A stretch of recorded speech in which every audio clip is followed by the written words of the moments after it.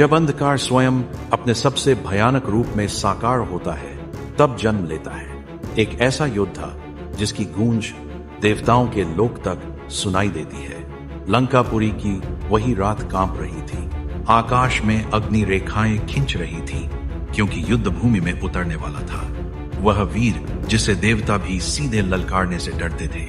रावण का पुत्र मेघनाद, जिसे संसार इंद्रजीत के नाम से जानता है। बचपन से ही उसका भाग्य साधारण नहीं था। रावण का रक्त और माता मंदोदरी का तेज मिलकर उसमें एक ऐसी शक्ति रच चुके थे जिसे रोक पाना असंभव लगता था। कहा जाता है कि अपने पहले ही महायुद्ध में उसने इंद्रदेव को पराजित कर स्वर्ग को झुका दिया और तभी उसे इंद्रजीत की उपाधि मिली। उसकी सबसे भयानक शक्ति थी उसकी माया, जिसके सहारे वह अदृश्य होकर युद्ध करता, आकाश से प्रहार करता और शत्रु यह समझ ही नहीं पाता कि वार कहां से आया। युद्ध के मैदान में जब मेघनाद ने नागपाश छोड़ा तो लक्ष्मण मूर्छित हो गए।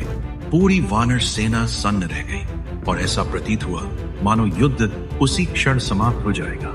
लंका में विजय का उत्सव मनने लगा, लेकिन हर अपार शक्ति के पीछे एक शर्त छिपी होती है।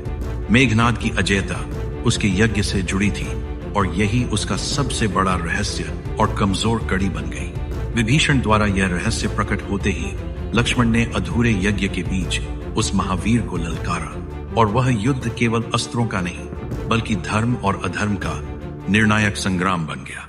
अंततः वही हुआ जो नियति ने लिखा था। वीर मेघनाद वीर गति को प्राप्त हुआ और लंका ने अपना सबसे शक्तिशाली रक्षक खो दिया।